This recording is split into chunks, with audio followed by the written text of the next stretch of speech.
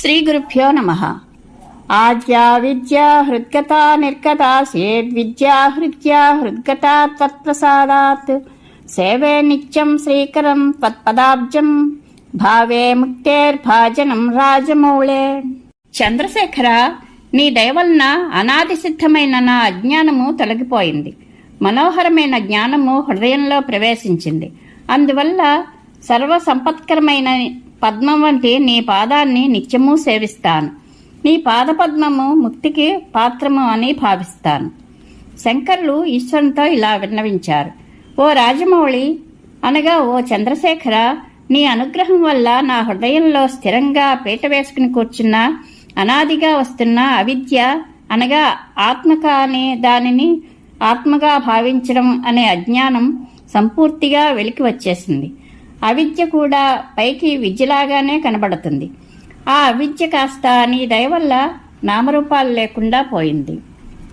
హృదయ గ్రంథిని హరించే అనగా హృదయాన్ని మురిపించే విద్య నా హృదయంలో చెదిరిపోకుండా కుదురుకుంది. అవిద్య పోవడం, విద్య స్థిరంగా ఉండడం అన్నది నా భాగ్యం. దీంతో నీ శ్రీకరమైన పాదపద్మాలను సేవించుకుంటాను. ఇక్కడ శ్రీకరము అంటే మోక్షలక్ష్మిని ప్రసాదించేది అని అర్థం. శంకరుని పాదపద్మాలు మోక్ష సోపానాలని శాస్త్రాలు చెప్పాయి. శంకరులు కూడా ఇక్కడ అలాగే శివపాదాలు మోక్షలక్ష్మికి నిలయాలు అని చెప్పారు. ఈశ్వరుడు రాజమౌళి అంటే చంద్రుడు శివుని శిరస్సున ఉన్నాడు. ఈశ్వరుడు దయానిధి అని శివుడు చంద్రుని శిరస్సున ధరించడాన్ని బట్టి తెలుస్తుంది. అసలు చంద్రుడు దోషాలకు నిధి. ఈశ్వరుని చంద్రుడు శరణ కోరాడు. శివుడు చంద్రుడిని నెత్తిన పెట్టుకున్నాడు. దాంతో దోషనిధి అయిన చంద్రుడు కాస్త గుణనిధి అయ్యాడు. శివునితో పాటు అందరి వందనాలు తాను అందుకుంటున్నాడు. ఇది భక్తులందరికీ మంచి గుణపాఠం. తప్పులు తెలియక చేసిన చంద్రుడి వలె శివుని పాదాలు పట్టుకోవాలి. అప్పుడు చంద్రుడి వలె తాను గుణనిధి కావచ్చునని గుర్తించాలి. ఈశ్వరుడి అనుగ్రహం వల్ల అజ్ఞానం పోయి జ్ఞానం కలిగింది.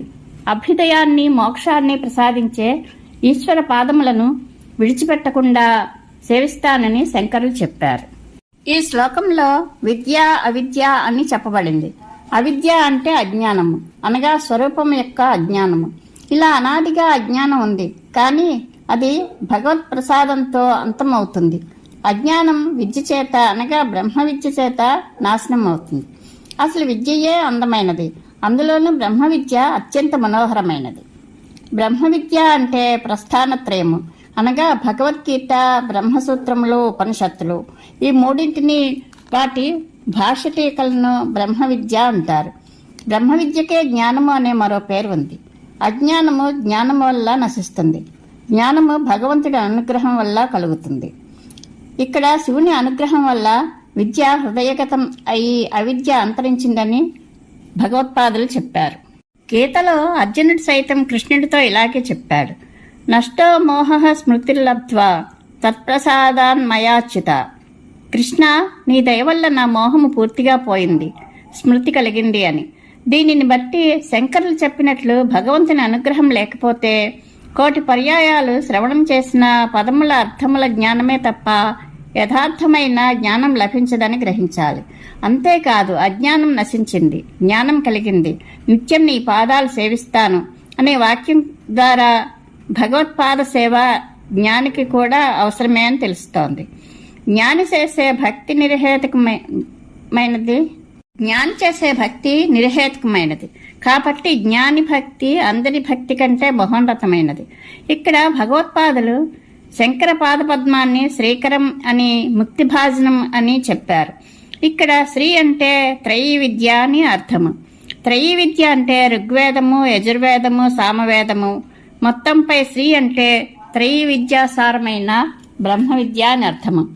భగవంతుని పాదాలు పట్టుకుంటే శ్రీకరము అనగా బ్రహ్మ విద్యను ప్రసాదిస్తుంది. ఆ విధంగా మోక్షాన్ని అనుగ్రహిస్తుందని సారాంశం.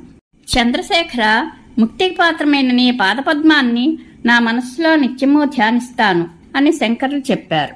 దూరీకృతాని దురితాని దురక్షరాని దౌర్భాగ్య దుఃఖ దురహంకృతి దుర్వచాంసి సారం త్వదీయ చరితం నితరాం పిబంతం గౌరీ సమామిహ సముద్ధర సత్కటాక్షై.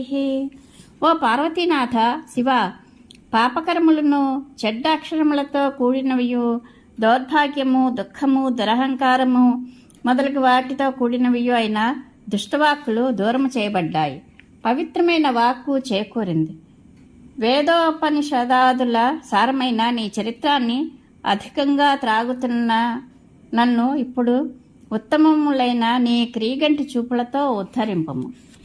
శంకరులు ఈశ్వరుణ్ణి తనను ఈ జన్మలోనే ఉద్ధరించమని ఇలా కోరారు. ఓ గౌరీనాథ, నీ అనుగ్రహ విశేషం చేత బ్రహ్మ నా నుదుట వ్రాసిన చెడు వ్రాతలకు ఫలములైన పాపాలు నిన్ను భజించడం చేత దూరం అయ్యాయి. నా దౌర్భాగ్యాన్ని, దుఃఖాన్ని, దురహంకారాన్ని, దుష్టవాక్కులను తొలగించుకున్నాను. సారమైన నీ చరిత్ర అనే అమృతాన్ని మిక్కిలి ప్రీతితో త్రాగుతున్నాను. కాబట్టి నన్ను ఈ జన్మమందే ఉద్ధరించు. నా పాపాలు పోవటానికి, నీ చరిత్రలు పానం చేయటానికి గల కారణం నీ కరుణాకటాక్షంలే. నాకు అవి లభించాయి. కాబట్టి నన్ను ఉద్ధరించు. చూద్దాంలే అని ఆలస్యం చేయవద్దు. ఈ జన్మలోనే నీవు నన్ను ఉద్ధరించాలి. మళ్ళీ పాపాలు నాలో ప్రవేశించకముందే దయతో చూచి నన్ను ఉద్ధరించు. ప్రతి జీవిని బ్రహ్మ సృష్టించి భూమి మీదకు పంపేటప్పుడు ఆ జీవి భావి జీవితం ఎలా ఉంటుందో వారి నొసట వ్రాస్తాడట. దాన్ని మార్చడం ఎవరికీ శక్యం కాదట. ఆ వ్రాతలు ఆ జీవులు పూర్వజన్మాలలో చేసిన పాపపుణ్యాలకు ఫలితంగా ఉంటాయని చెప్తారు. ఈశ్వరుడి అనుగ్రహం వల్ల శంకరుల పూర్వజన్మ తాలూకు దురదృష్టం, దుఃఖం, దుర్వాక్కులు, దురహంకారాలు తొలగిపోయాయట. ఈ జన్మలో శివచరిత్రను వారు ప్రీతితో పానం చేస్తున్నారట. అందుకు ప్రతిఫలంగా ఈ జన్మలోనే తనను కృపాకటాక్షములతో తరింపజేయమని శంకరులు శివుణ్ణి ప్రార్థిస్తున్నారు. ఇదే విధంగా మనం కూడా శివచరిత్రను ప్రీతితో పానం చేస్తే శివుడు మనపై కృపాకటాక్షాలను ప్రసరింపజేసి మనలను తరింపజేస్తాడని శంకరులు మనకు ఈ శ్లోకం ద్వారా సూచిస్తున్నారు. ఈ శ్లోకంలో శంకరులు తమ దుర్వచస్సులు, దౌర్భాగ్యం, దుఃఖం పరమేశ్వరుడి దయవల్ల పోయాయన్నారు. శాస్త్ర విరుద్ధములైన శృతి స్మృతులలో చెప్పిన వాటికి విరుద్ధములైన వాక్యాలకు దుర్వాక్యాలని పేరు. ఆ దుర్వాక్యాలు విన్నా, పలికినా, వ్రాసినా, స్మరించినా పాపం సంభవిస్తుంది.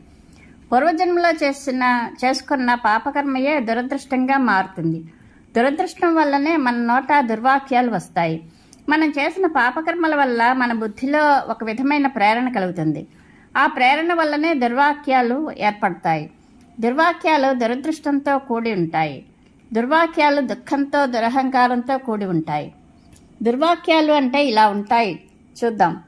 భక్తి చేత ముక్తి లేదు. భక్తి కేవలం మూఢులైన వారి కోసమే ఏర్పడింది.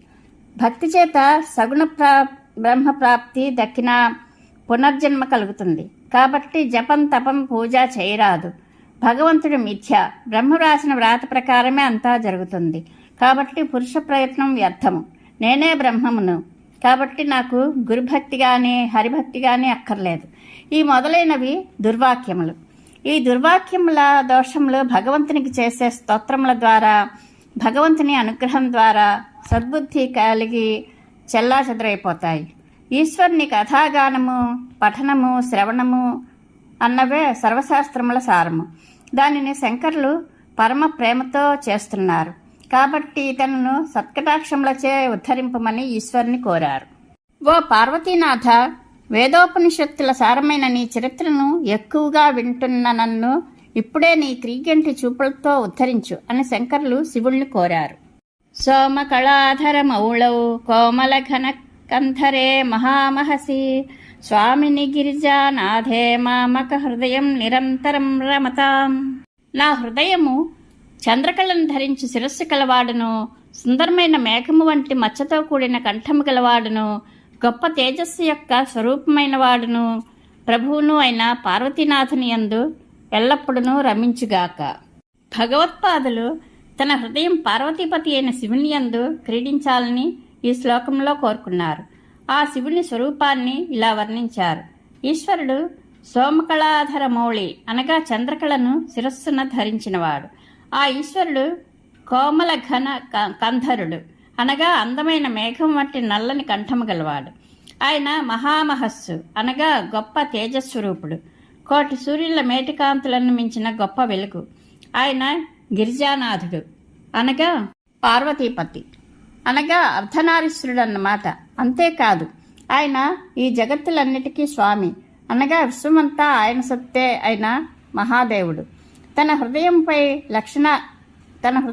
లక్షణాలతో ప్రకాశించే శివమహా తేజస్సులో రమించాలని శంకరుల కోరిక. భక్తుల హృదయానికి పైన చెప్పిన తేజస్సు కంటే ఆనందాన్ని ఇచ్చే వస్తువు మరి లభించదు కదా.